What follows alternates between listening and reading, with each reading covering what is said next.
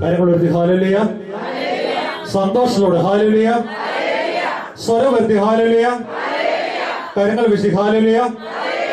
സ്വസ്ഥമായിട്ടിരിക്കും. സ്തുതിച്ച് പ്രാർത്ഥിക്കുന്നതിന്റെ ആവശ്യത്തെ കുറിച്ച് നമ്മൾ വചനത്തിലൂടെ പഠിച്ചു. ഇനി സ്തുതിച്ച് പ്രാർത്ഥിക്കുന്നതോടെ നമ്മുടെ ജീവിതത്തിൽ എന്തെങ്കിലും പ്രത്യേകമായ അനുഗ്രഹങ്ങള് അല്ലെങ്കിൽ എന്തെങ്കിലും അംഗീകാരങ്ങൾ ദൈവം വാഗ്ദാനം ചെയ്യുന്നുണ്ടോ? നമുക്കറിയാം, ഒരു പ്രത്യേക കാര്യങ്ങൾ നമ്മൾ ചെയ്യുമ്പോൾ നമുക്ക് ചില അംഗീകാരങ്ങളൊക്കെ കിട്ടും, ചില റിവാർഡുകളൊക്കെ. ഇവിടെ വചനത്തിലൂടെയും പറയുന്നു, സ്തുതിച്ച് ദൈവത്തെ മഹത്വപ്പെടുത്തുമ്പോ ചില പ്രത്യേക അംഗീകാരങ്ങള്, ചില ആദരങ്ങള്, റെക്കഗ്നീഷനൊക്കെ നിങ്ങൾക്ക് ലഭിക്കും. അതുകൊണ്ട് വളരെ ശ്രദ്ധയോടെ കേൾക്കുക. ചുമ്മാ പറയുന്നതല്ല, വചനം നമ്മളെ പഠിപ്പിക്കുന്നു. സ്തുതിച്ച് നിങ്ങളുടെ ദൈവത്തെ മഹത്വപ്പെടുത്തുമ്പോ നിങ്ങൾ ഒത്തിരി കാര്യങ്ങള് ദൈവം നിങ്ങൾക്കായിട്ട് വാഗ്ദാനം ചെയ്യുന്നുണ്ട്. ഹാലലുയ, ഹാലലുയ. ഫിലിപ്പിയ ലേഖനത്തിന്റെ 4-ാം അധ്യായം 6-7 തിരുവചനങ്ങളിൽ പറയുന്നു, ഒന്നിനെ കുറിച്ചും ആകുലരാകേണ്ട. നിങ്ങളുടെ ജീവിതത്തില് ഇന്ന് നിങ്ങൾ സങ്കടം അനുഭവിക്കുന്ന ഒത്തിരി കാര്യങ്ങൾ കാണും. ഒരു മനുഷ്യ വ്യക്തിയുടെ ജനനം മുതൽ മരണം വരെ ബുദ്ധിമുട്ടുന്ന ഒത്തിരി കാര്യങ്ങൾ കാണും. നമ്മൾ പലപ്പോഴും ധ്യാനത്തിലേക്ക് ധ്യാനിച്ചിട്ടുള്ളതാണ്.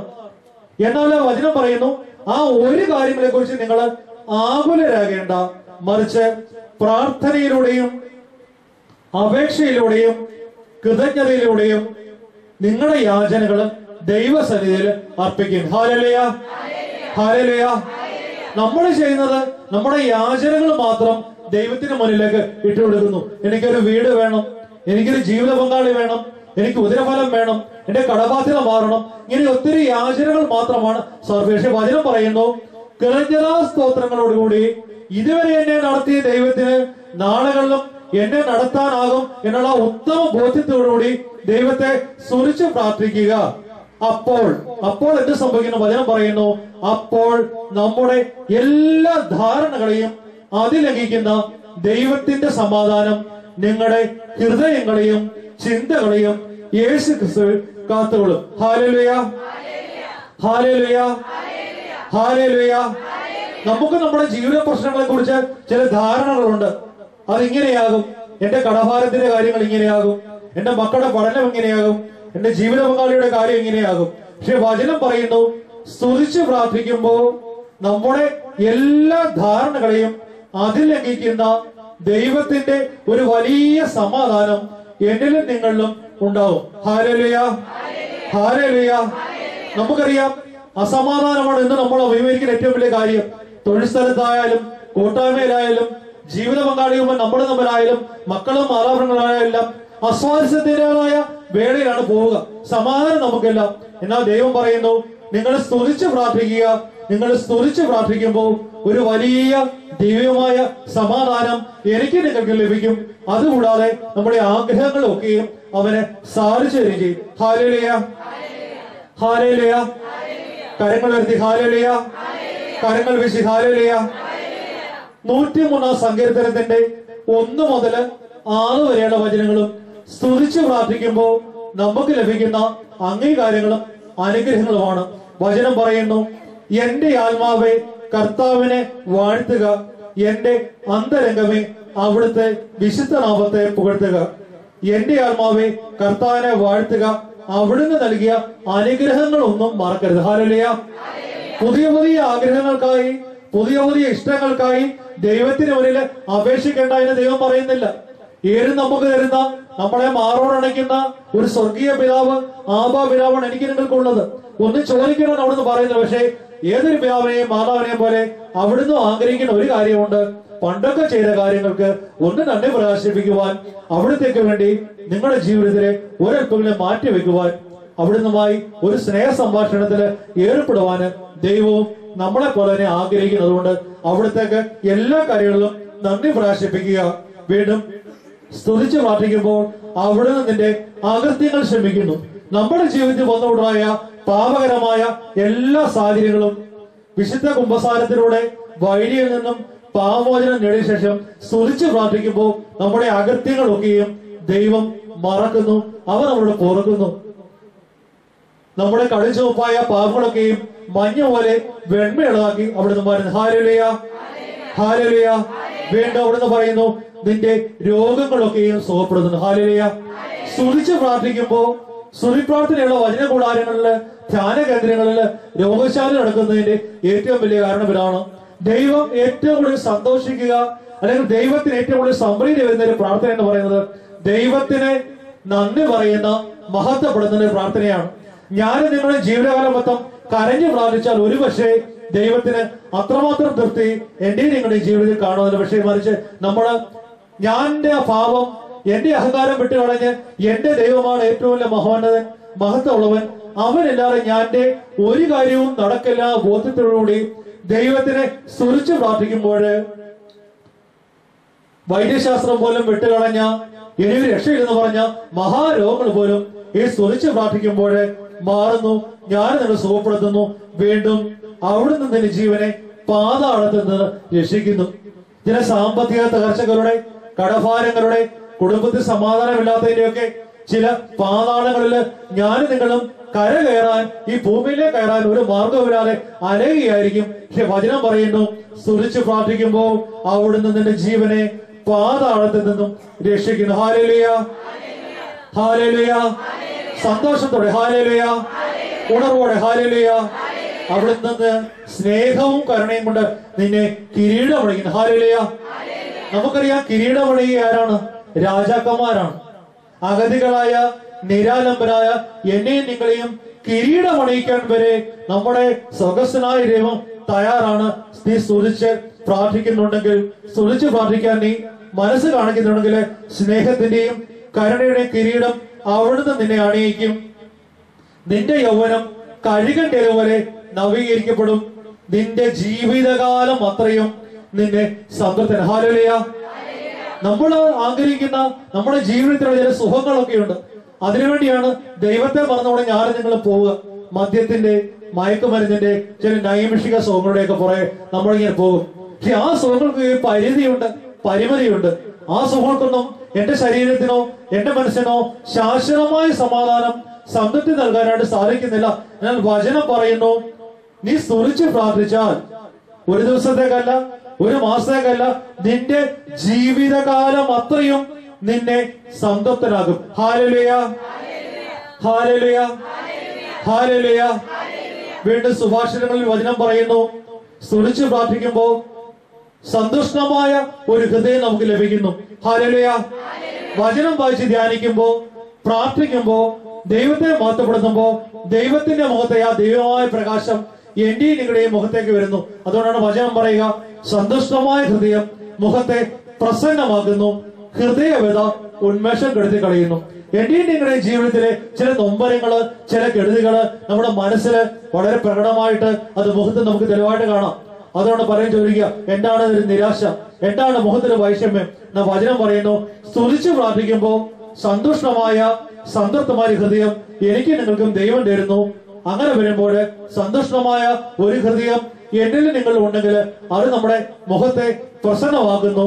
ഞാനും നിങ്ങളും കണ്ടുമുട്ടുന്നതിലേക്കും ഈ ദിവ്യകാരുണ്യ യേശുവിന്റെ അനുഗ്രഹം കൊടുക്കുവാൻ, പ്രസരിപ്പിക്കുവാൻ എനിക്ക് നിങ്ങൾക്ക് സാധിക്കുന്നു. Hallelujah, hallelujah. വീണ്ടും വചനം പറയുന്നു, പല കാര്യത്തിലും ധൈര്യമില്ലാത്തവരാണ് ഞാനും നിങ്ങളും. മക്കളെ ഒരു കോഴ്സിന് വിടണം, നമുക്ക് ധൈര്യക്കുറവാണ്. ആ കോഴ്സിനെ വിട്ടാൽ പഠിക്കാൻ സാധിക്കുമോ? ഫീസ് കൊടുക്കുവാൻ സാധിക്കുമോ? ആ ഇൻസ്റ്റിറ്റ്യൂഷൻ നല്ലതാണോ?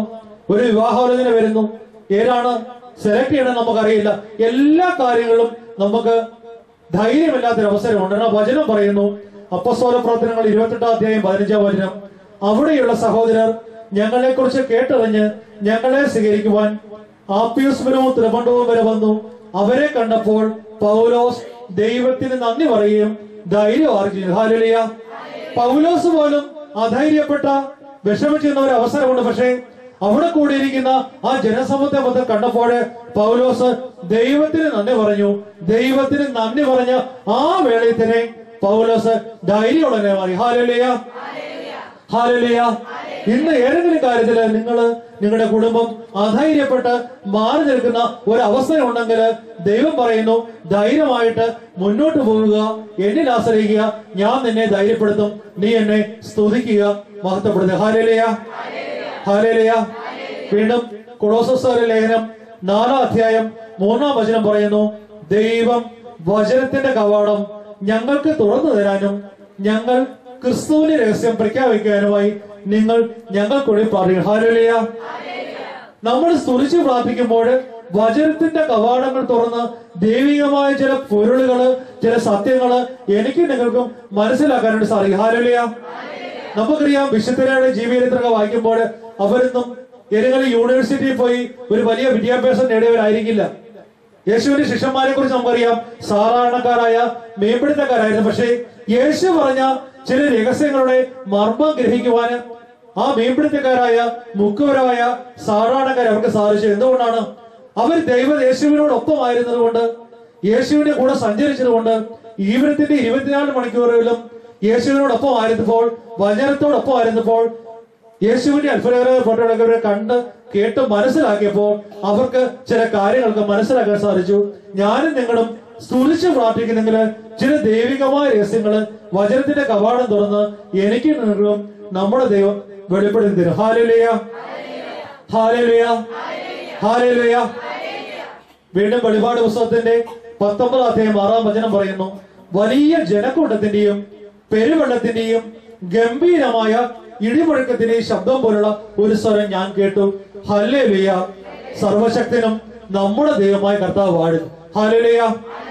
നിങ്ങളുടെ ഓരോ തവണയും വചനപ്രഘോഷകര് ഹല്ലേലൂയ എന്ന് ഉറക്കെ പറയുമ്പോൾ അത് വചനപ്രഘോഷന് വേണ്ടിയിട്ടല്ല, മറിച്ച് നിങ്ങൾക്ക് വേണ്ടിയാണ്. വചനം പറയുന്നു, വലിയ ജനക്കൂട്ടത്തിന്റെ ശബ്ദത്തില്, പെരുവെള്ളത്തിന്റെ ശബ്ദത്തില്, ഇടിമുഴക്കിന്റെ ശബ്ദത്തില് ഹല്ലേലൂയ എന്ന് നമ്മൾ ഉറക്കെ പറയുന്നിടത്ത് ആര് സന്നിഹിതനാണ്? സർവശക്തനായ നമ്മുടെ കർത്താവ് വാഴുന്നു. ഹല്ലേലൂയ. അതായത് നിങ്ങൾ എത്രമാത്രം ഉറക്കെ നിങ്ങൾ സ്തുതിക്കാൻ സാധിക്കുന്നുവോ, എത്രമാത്രം ഉറക്കെ ദൈവത്തിന് മാത്രം പറയാൻ സാധിക്കുന്നു, അത്രമാത്രം പ്രാഭാവത്തോടുകൂടി ചൈതന്യത്തോടുകൂടി ദൈവം നിങ്ങളുടെ അടുക്കിലേക്ക് വരും. ഞാനും നിങ്ങളും ശബ്ദം കുറച്ച് രഹസ്യം പറയുന്ന പോലെ ദൈവത്തെ സ്തുതിച്ചാല് ദൈവത്തിനും ഞാനും ദൈവം തമ്മിലുള്ള അകലത്തിന്റെ ആ ഡിസ്റ്റൻസ് കൂടുകയുള്ളൂ. അതുകൊണ്ട് വചനം പറയുന്നു, വലിയ ജനക്കൂട്ടത്തിന്റെ ആരവത്തിൽ വേണം സ്തുതിക്കാൻ. സ്തുതിക്കുമ്പോൾ ഇടവും വലവരെ നോക്കണം, മറിച്ച് മുകളിലിരുന്ന് കൂടിയിരുന്ന് എന്നെയും നിങ്ങളെയും വീക്ഷിക്കുന്ന ദൈവികാരൻ യേശുവിനെ നോക്കി പെരുവെള്ളത്തിന്റെ ശബ്ദത്തില്, ഇടിമുഴക്കത്തിന്റെ ശബ്ദത്തില് സ്തുതിക്കാനാണ് സാധിക്കണം. അങ്ങനെ നമ്മൾ ഉറക്കെ സ്തുതിക്കുമ്പോൾ ദൈവം എന്നിലേക്കും നിങ്ങളെ കടന്നു വരും. ഇപ്പോൾ നിങ്ങളുടെ മനസ്സിനെ മറിച്ചുകൊണ്ടിരിക്കുന്ന വിഷമങ്ങള്, രോഗങ്ങള്, ദുഃഖങ്ങളൊക്കെ ദിവ്യകാരൻ യേശു ഏറ്റെടുക്കും. അതിനുപോലെ നമ്മൾ ആ വിഷമത്തെ കുറിച്ച് മാത്രം ചിന്തിച്ചുകൊണ്ട് ഈ ആലയത്തില് ഇന്ന് 5 മണി വരെ ഇരുന്നാലും നമ്മുടെ പ്രശ്നങ്ങൾക്ക് വിടുതലുണ്ടാകുന്നില്ല പ്രിയപ്പെട്ടവരെ. മറിച്ച് എല്ലാ പ്രശ്നങ്ങളെയും എല്ലാ വേദനകളെയും യേശുവിന്റെ കയ്യിലേക്ക് കൊടുക്കുക. മുടന്തന്നെ മുടന്ത് യേശുവിന്റെ കൊടുത്തപ്പോൾ അവർ സൗഖ്യപ്പെട്ടു, അന്തരം കാഴ്ച ലഭിച്ചു.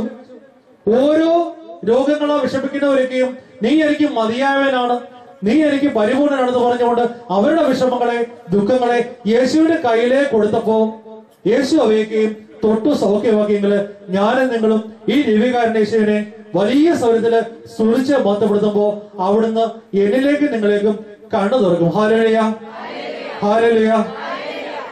ചിലർ പറയാനുള്ള ഒരു സങ്കടമുണ്ട്, സ്തുതിച്ച് പ്രാർത്ഥിക്കണമെന്ന് എപ്പോഴും ആഗ്രഹിക്കും, പക്ഷേ സ്തുതിച്ച് പ്രാർത്ഥിക്കാനായിട്ട് സാധിക്കുന്നില്ല. വീട്ടിലിരുന്നോ കൂട്ടായ്മയിലിരുന്നൊക്കെ പ്രാർത്ഥിക്കുമ്പോൾ നാവിന് ഒരു കെട്ടാണ്, ബന്ധനമാണ്. കരങ്ങൾ ഉയർത്താൻ ഞാൻ ശ്രമിക്കുന്നുണ്ടെങ്കിലും എന്റെ കരങ്ങളൊക്കെ താഴേക്ക് പോവുകയാണ്. എനിക്ക് ഒരു സങ്കോചമാണ്, നാണമാണ്. എന്തുകൊണ്ടാണ് സ്തുതിക്കാനായിട്ട് സാധിക്കാത്തത്? പ്രഭാഷകന്റെ പുസ്തകം 15-ാം അധ്യായം 9-ാം വചനം പറയുന്നു, പാപിക്ക് സ്തോത്രഗീതം ഇണങ്ങുന്നില്ല. ഹല്ലേലൂയ. എന്റെയും നിങ്ങളുടെയും മനസ്സില് പാപത്തിന്റെ പാപകരമായ ഏതെങ്കിലും ഒരു സാഹചര്യം ഉണ്ടെങ്കിൽ എനിക്ക് നിങ്ങൾക്കും സ്തുതിക്കാനായിട്ട് കരങ്ങൾ ഉയർത്താനായിട്ട് സാധിക്കുന്നില്ല. കാരണം ഞാൻ സ്തുതിക്കാനായിട്ട് എന്റെ നാവിനെ ഉപയോഗിക്കുമ്പോൾ എന്റെ നാവിലിരിക്കുന്ന പാപത്തിന്റെ ഒരു ഉടമസ്ഥനുണ്ട്, പാപത്തിന്റെ മൊത്തം ഒരു ഓണ്, പിശാച്, സാത്താൻ. അവൻ പറയും സ്തുതിക്കേണ്ട കരങ്ങൾ ഒരു. കാരണം സ്തുതിക്കുന്നതിന്റെ അധരത്തിലോ ശരീരത്തിലോ കുടികൊള്ളുവാൻ തിന്മയ്ക്കോ തിന്മയുടെ ശക്തികൾക്കോ സാധിക്കില്ല. ഹല്ലേലൂയ.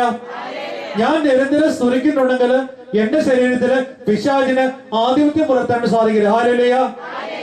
എന്റെ ഭവനത്തില് നിരന്തരമായിട്ട് സ്തുതിപ്പുകൾ ഉണരുന്നുണ്ടെങ്കിൽ പിശാചിന് അവിടേക്ക് കടന്നു വരാനായിട്ട് ചില ബുദ്ധിമുട്ട് വരും. പ്രഭാഷകൻ പറയാണ്, പാപിക്ക് സ്തോത്രം ഇറങ്ങുന്നില്ല. പ്രിയപ്പെട്ടവരെ, നമ്മൾ ആർക്കെങ്കിലും സ്തുതിക്കുവാനായിട്ട് സ്തുതിച്ച് പ്രാർത്ഥിക്കാനായിട്ട് സാധിക്കുന്നെങ്കിൽ നമ്മുടെ മനസാക്ഷിയെ, നമ്മുടെ മനസ്സിനെ നമുക്കൊന്ന് പൂർണ്ണമായിട്ടും ഒരു പരിശോധനയ്ക്ക് വിധേയമാക്കാം. വിശുദ്ധ കുമ്പസാരം നിർവഹിച്ചിട്ടുണ്ടെങ്കിലും ഏതെങ്കിലും പാപത്തിൻ്റെതായ ചില മേഖലകള് വിശുദ്ധ കുമ്പസാരത്തിൽ പറയാനാവാത്തതായി അല്ലെങ്കിൽ പറഞ്ഞിട്ടില്ലാത്തതായി കാണും. അതുകൊണ്ടാണ് വചനം പറയുക, പാപിക്ക് യേശുവിൽ നിന്നും പ്രയോജനം ഉൾക്കൊള്ളാനായിട്ട് സാധിക്കുന്നത്. ഹല്ലേലൂയ. നമ്മുടെ ജീവിതത്തിന്റെ എല്ലാ കാര്യങ്ങളും നമ്മൾ പ്രചോദനവും പ്രോത്സാഹനവും സപ്പോർട്ടും ഒക്കെ നേടേണ്ടത് യേശുവിൽ നിന്നാണ്, ഈ ലോകത്തിൽ നിന്നല്ല. നമ്മൾ ഈ ലോകത്തിന് വേണ്ടിയിട്ടുള്ളവരല്ല. അതുകൊണ്ട് വചനം പറയുക, നിങ്ങൾ ലോകത്തിൽ ജീവിക്കുന്നെങ്കിലും നിങ്ങൾ ലോകത്തിന് വേണ്ടിയിട്ടുള്ളവരല്ല. കാരണം ഈ ലോകം എന്ന് പറയുന്നത് പാപത്തിന്റെ, സുഖങ്ങളുടെ, മോഹത്തിന്റെ ഒരു വലയമാണ്. ജനന നിമിഷം മുതൽ മരണം വരെയുള്ള ഒരു ചെറിയ അന്തേവാസം, ഒരു ചെറിയ കൂടാരം മാത്രമാണ് എനിക്ക് ഈ ജീവിതമെങ്കിൽ ലോകത്തിന് വേണ്ടിയിട്ട് ഞാൻ ജീവിക്കുക. എന്റെ പ്രയോജനം, എന്റെ ശക്തി, എന്റെ ഔന്നത്യം ഞാൻ പ്രാപിക്കേണ്ടത് എന്റെ ദൈവത്തിനാണ്. പക്ഷെ വചനം പറയുന്നു, പാപിക്ക് സ്തോത്രഗീതം ഇണങ്ങുന്നില്ല.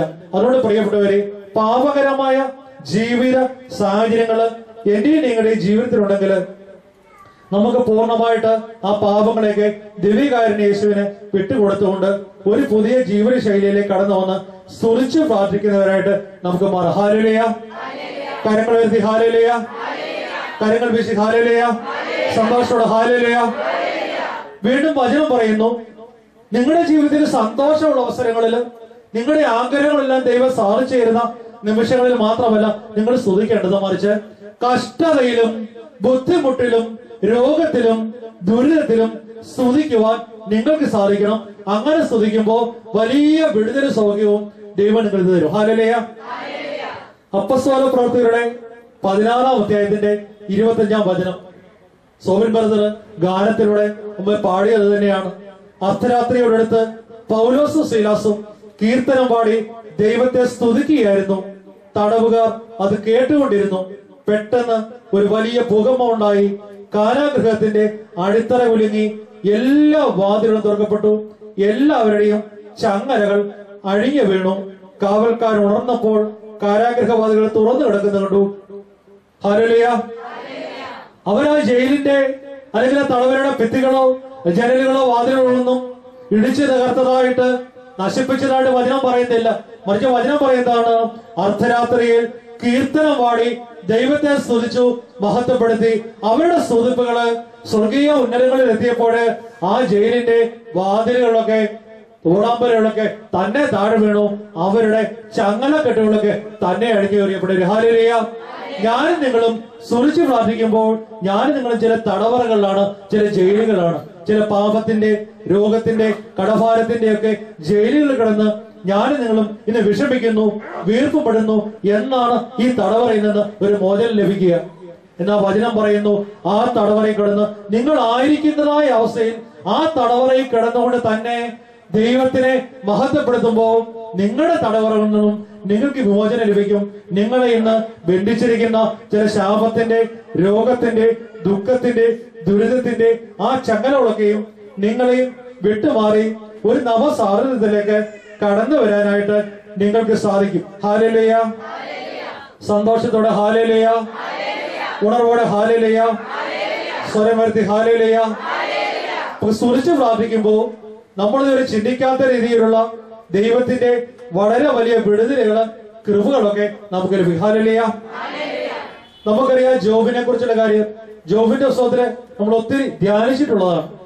ആരായിരുന്നു ഈ ജോബ് എന്ന് ജോബിന്റെ പുസ്തകത്തിൽ പറയുന്നു. പൗരസ്ത്യ ദേശത്തെ ഏറ്റവും വലിയ സമ്പന്നനായിരുന്നു ജോബ്. അവന് 7000 ആടുകളും 3000 ഒട്ടകങ്ങളും 500 ജോഡി കാളകളും 500 പെൺകഴുതകളും എണ്ണമറ്റ ദാസന്മാരും ഉണ്ടായിരുന്നു. ഈ വചനത്തിൽ നമുക്കറിയാം എത്രമാത്രം വലിയ ശക്തിശാലിയും സമ്പന്നനുമായ ജോബ്. ഈ ജോബിന് എന്താണ് സംഭവിച്ചെന്ന് നമ്മൾ വചനത്തിൽ പഠിച്ചിട്ടുണ്ട്. അവൻ ഉണ്ടായിരുന്നതെല്ലാം നശിപ്പിക്കപ്പെട്ട് രോഗത്തിനടിമയായി, രോഗത്തിന്റെ കഷത്തില് കഴിയുന്നവനായി ജോബ് മാറി. ഹല്ലേലൂയ.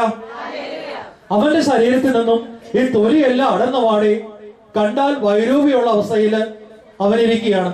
പക്ഷേ ആ അവസരത്തിലും ജോബ് 19:26 ജോബ് പറയുന്ന ഒരു കാര്യമുണ്ട്, എന്റെ ചർമ്മം അഴുകി ഇല്ലാതായാലും എന്റെ മാംസത്തിൽ നിന്ന് ഞാൻ ദൈവത്തെ കാണും. ഹല്ലേലൂയ. അവന്റെ ആ സൗന്ദര്യമുള്ള ആരോഗ്യമുള്ള ശരീരത്തിൽ നിന്ന് അവന്റെ തൊലിമൊത്തം ഇളകിപ്പോയി മാംസകഷണങ്ങള് കണ്ടാല് വളരെ ബുദ്ധിമുട്ടുളവാക്കുന്ന അറപ്പുളവാക്കുന്ന രീതിയിൽ ഇരിക്കുമ്പോഴും ജോബ് ദൈവത്തോട് പറയാണ്, എന്റെ ചർമ്മം അഴുകിയില്ലാതായാലും എന്റെ മാംസത്തിൽ തന്നെയാണ് എന്റെ ദൈവത്തെ മഹത്വപ്പെടുന്നത്. ഹല്ലേലൂയ. അങ്ങനെ അവൻ മഹത്വപ്പെടുത്തിയപ്പോൾ എന്താണ് സംഭവിച്ചതെന്ന് ജോബിന്റെ ദിവസം നമുക്കറിയാം. അത് ഇരട്ടിയായി ദൈവം തിരിച്ചു കൊടുത്തു. 1000 ആടുപാടുകളായിരുന്നെങ്കിൽ അതിൽ 2000-ആയി 10,000-ആയി ദൈവം തിരിച്ചു കൊടുത്തു. ഇന്ന് നിന്റെ ജീവിതത്തിന്റെ കഷ്ടങ്ങളില് നൊമ്പരങ്ങളില് നീ സ്തുതിച്ച് പ്രാർത്ഥിക്കുമ്പോൾ എന്ത് കാര്യത്തെ കുറിച്ചാണോ ഇന്ന് നീ വിഷമിക്കുക? എന്താണ് നിന്റെ ആകുലത? ആ ആകുലതയെ സമർപ്പിച്ച് പ്രാർത്ഥിക്കുമ്പോൾ ജോബിന് കൊടുത്ത ദൈവം, വാഗ്ദാനങ്ങൾ വിശ്വസ്തനായ ദൈവം നിന്റെയും എന്റെയും ജീവിതത്തില് ഇടപെടും. ആ ഒരു വിടുതലിന് വേണ്ടി കാത്തിരിക്കുവാനായിട്ട് നമുക്ക് സാധിക്കാൻ. പ്രിയപ്പെട്ടവരെ, വിശ്വാസം എന്ന് പറയുന്നത് ഒരു കാത്തിരിപ്പാണ്, ക്ഷമാപൂർവ്വമുള്ള ഒരു കാത്തിരിപ്പ്. അബ്രഹാം കാത്തിരുന്നു വർഷങ്ങളോളം. ജീവിതത്തിന്റെ വാർദ്ധക്യത്തില് ശരീരത്തിന്റെ ഓജസ്സും തേജസ്സും എല്ലാം ക്ഷയിക്കപ്പെട്ട അവസ്ഥയിലാണ് ദൈവം പറയാ, നിനക്ക് ഞാനൊരു കുഞ്ഞിനെ തരും, നിന്റെ സന്തതികള് മഴത്തരികൾ പോലെയാവും, നക്ഷത്ര ജാലങ്ങൾ പോലെയാവും. എങ്ങനെയെന്ന് അബ്രഹാം ചോദിച്ചില്ല. അബ്രഹാമിനറിയാം, എന്റെ ജീവിതത്തിന്റെ അവസാനത്തിൽ ഞാൻ കിടക്കുന്നു. സാറായിക്കാണെങ്കിൽ പ്രായമായി, ഒരു തരത്തിലും മനുഷ്യന്റെ ബുദ്ധിയില് ഒരു ഗർഭധാരണത്തോടെ ശേഷി എവിടില്ല. പക്ഷേ പറഞ്ഞതാരാണ്? ദൈവമായതുകൊണ്ട് അബ്രഹാം വിശ്വസിച്ചു. ആ വിശ്വാസത്താല് അബ്രഹാം നീതിയിൽപ്പെട്ടു. വാഗ്ദാനങ്ങള് വിശ്വസ്തനായ ദൈവത്തെ കാണുവാൻ നമുക്ക് സാധിക്കണം. നമുക്കറിയാം, ഇസ്രായേൽക്കാരെ കാനാൻ ദേശത്തേക്ക് കൊണ്ടുപോകുന്നു. അഗ്നിസ്തംഭമായി, മേഘസ്തംഭമായി, മഞ്ഞയായി, കാടപ്പക്ഷിയായി ഒക്കെ ദൈവം അവരെ വഴി നടത്തി. പക്ഷേ ചില അവസരങ്ങളില്, ചില വേളകളില് അവർ ദൈവത്തെ മറന്നുപോയത് കൊണ്ട് 6 മാസം കൊണ്ട് ചെല്ലാമാരിനെ കാനാൻ ദേശത്ത് അവർ എത്തിച്ചേർന്നത് 40 വർഷം കൊണ്ടാണ്. പ്രിയപ്പെട്ടവരെ, എന്റെയും നിങ്ങളുടെ ജീവിതത്തിലും കാനാൻ ദേശത്തേക്ക് ദൈവം എത്തിക്കുന്നുണ്ട്. മഞ്ഞയായി, കാടപ്പക്ഷിയായി, ദീപസ്തംഭമായി, മേഘസ്തംഭമായി എന്റെയും നിങ്ങളെയും വഴി നടത്തുന്നുണ്ട്. പക്ഷേ ഞാനും നിങ്ങളും കാനാനിൽ എത്താൻ താമസിക്കുന്നുണ്ടെങ്കിൽ അത് ദൈവത്തിന്റെ കുഴപ്പമില്ല പ്രിയപ്പെട്ടവരെ. മറിച്ച് എന്റെയും നിങ്ങളുടെയും ചില ജീവിതത്തിലെ വൈഷമ്യങ്ങളില്, ദുഃഖങ്ങളില്, രോഗങ്ങളില് ഞാനും നിങ്ങളും ദൈവത്തിൽ ആശ്രയിക്കാതെ ലോകത്തിൻ്റെതായ മോഹത്തിൻ്റെതായ പല കാര്യങ്ങളിലും ആശ്രയിച്ചു പോയത് കൊണ്ട് ആ കാനാനിൽ എത്താനായിട്ട് എനിക്കും നിങ്ങൾക്കും ഒരു വൈഷമ്യമുണ്ട്, ബുദ്ധിമുട്ട്. ഹല്ലേലൂയ. സന്തോഷത്തോടെ ഹല്ലേലൂയ, ഉണർവോടെ ഹല്ലേലൂയ. പൗലോസ് കൊരിന്ത്യരോട് പറയുന്നത് ഇതാണ്, അതുകൊണ്ട് ബലഹീനതകളിലും ആക്ഷേപങ്ങളിലും ഞെരുക്കങ്ങളിലും പീഡനങ്ങളിലും അത്യാഹിതങ്ങളിലും ഞാൻ ക്രിസ്തുവിനെ പ്രതി സന്തോഷമുണ്ട്. ഹല്ലേലൂയ. എന്റെ ജീവിതത്തിലെ നൊമ്പരങ്ങളിലും ദുരിതങ്ങളിലും മുറിപ്പെടുത്തുന്ന പീഡകളുടെ അനുഭവത്തിലും ക്രൂശിതനായ യേശുവിനോടൊപ്പം ആ മുൾമുടി അണിയുവാനായിട്ട് ഞാനും നിങ്ങളും തയ്യാറാകണം. ഞാനും നിങ്ങളും ഇന്ന് മുൾമുടി എനിക്ക് വേണ്ട, ക്രൂശ് വേണ്ട എന്ന് പിന്നോക്കം പോകുമ്പോൾ ആ ദുഃഖങ്ങൾക്ക് ശേഷം വന്ന ഒരു വലിയ ഉയർപ്പിന്റെ ഒരു സന്തോഷമുണ്ട്. ആ സന്തോഷമാണ് ഞാനും നിങ്ങളും വേണ്ട എന്ന് പറയാൻ. പ്രിയപ്പെട്ടവര്, ദുഃഖമുള്ളി ഉണ്ടെങ്കിൽ മാത്രമേ ഉയർപ്പുള്ളൂ. എനിക്ക് സഹനം വേണ്ട, ബുദ്ധിമുട്ട് വേണ്ട, വിഷമങ്ങൾ വേണ്ട, രോഗങ്ങൾ വേണ്ട, ദുഃഖങ്ങൾ വേണ്ട, ദുരിതങ്ങൾ വേണ്ട പറയുന്നതുകൊണ്ട് ഞാനും നിങ്ങളും ദൈവത്തിൽ നിന്നും അകന്നു മാറുമ്പോൾ ദുഃഖമുള്ളിക്ക് ശേഷം 3-ാം നാൾ ഒരു വലിയ മഹത്വത്തിന്റെ സന്തോഷത്തിന്റെ ഒരു ഉയർപ്പുണ്ട്, ഒരു ഈസ്റ്റർ ഉണ്ട്. ആ ഈസ്റ്ററിലേക്ക് എന്നെ നിങ്ങളെ കൊണ്ടുപോകണമെങ്കിൽ ദൈവത്തിന് എന്നെ നിങ്ങളുടെ സ്വഭാവം അറിയാം. എല്ലാ കാര്യങ്ങളും അളവറ്റ ദാനങ്ങൾ നൽകിയാലും ദൈവത്തിൽ നിന്ന് ഞാനും നിങ്ങളും ചില നേരങ്ങളും മറുതലിക്കുമെന്ന് നമ്മുടെ ദൈവത്തിന് വളരെ വ്യക്തമായിട്ട് അറിയാം. കാരണം അവനാണ് എന്നെയും നിങ്ങളെയും രൂപപ്പെടുത്തിയത്. പ്രിയപ്പെട്ടവരെ, അതുകൊണ്ട് ചില സഹനങ്ങളിലൂടെ, ചില ദുരിതങ്ങളിലൂടെ, ചില ദുഃഖങ്ങളിലൂടെ കടന്നു പോകുമ്പോൾ എന്റെയും നിങ്ങളുടെയും മനസ്സിൽ ദൈവത്തോടുള്ള സ്തുതികള്, പ്രാർത്ഥനകൾ മാത്രം ഉണ്ടായിരിക്കുക. കർത്താവേ, എന്റെ ജീവിതത്തിന്റെ ഈ സഹനത്തില്, വിഷമത്തില്, കഷ്ടതയില് എന്താണ് എന്നെ കുറിച്ച്, എന്റെ ജീവിത പങ്കാളിയെ കുറിച്ച്, എന്റെ മക്കളെ കുറിച്ച്, എന്റെ മാതാപിതാക്കളെ കുറിച്ച്, എന്റെ ഇടവകയെ കുറിച്ച്, എന്റെ സഭയെ കുറിച്ച് നിന്റെ ദൈവികമായ ആ പദ്ധതി എന്താണെന്ന് ചോദിച്ച് മനസ്സിലാക്കുവാൻ എനിക്ക് നിങ്ങൾ സാധിക്കണം. പ്രിയപ്പെട്ടവരെ, കുടുംബമായിട്ട് പ്രാർത്ഥിക്കുന്നു, ധ്യാനകേന്ദ്രത്തിൽ പോകുന്നു, എന്നാൽ നിന്റെ ദൈവവുമായി ജീവിതത്തിന്റെ 24 മണിക്കൂറിൽ അരമണിക്കൂറെങ്കിലും തനിച്ചിരുന്ന് സംസാരിക്കുവാൻ നിനക്കും എനിക്കും സാധിക്കുന്നുണ്ടോ എന്നുള്ള ഒരു വലിയ ചോദ്യമാണെന്നുള്ളത്. ജീവിതത്തിന്റെ സുഖങ്ങൾക്ക് വേണ്ടി വ്യഗ്രതപ്പെട്ട് ഞാൻ ഓടുമ്പോ നമ്മളെ നയിക്കുന്ന ഈ ദൈവത്തിന്റെ കൃപയില്ലെങ്കിൽ ഈ അടുത്ത നിമിഷം ഞാനില്ല, ഈ വചനവരി ഞാനുണ്ടാവില്ല, എനിക്ക് സംസാരിക്കാൻ സാധിക്കില്ല. ഞാനിവിടെ നിൽക്കുന്നുണ്ടെങ്കിൽ, നിങ്ങൾ ഇരിക്കുന്നുണ്ടെങ്കിൽ അത് ദൈവത്തിന്റെ ഒരു വലിയ അളവറ്റ ദാനമാണെങ്കിൽ ആ ദൈവത്തിന് സ്തുതികൾ അർപ്പിക്കുവാന് പൗലോസ് പറഞ്ഞതുപോലെ ബലഹീനതകളിലും കഷ്ടതകളിലും ആക്ഷേപങ്ങളിലും ഒക്കെ ദൈവത്തിനെ സ്തുതിക്കാനായിട്ട് എനിക്ക് നിങ്ങൾക്ക് സാധിക്കണം. ദൈവം എന്നിൽ നിന്നും നിങ്ങളിൽ നിന്നും ആഗ്രഹിക്കുന്നു ആണ്. Hallelujah, hallelujah. സന്തോഷത്തോടെ ഹല്ലേലൂയ. കരങ്ങൾ ഉയർത്തി ഹല്ലേലൂയ. സ്വരം ഉയർത്തി ഹല്ലേലൂയ.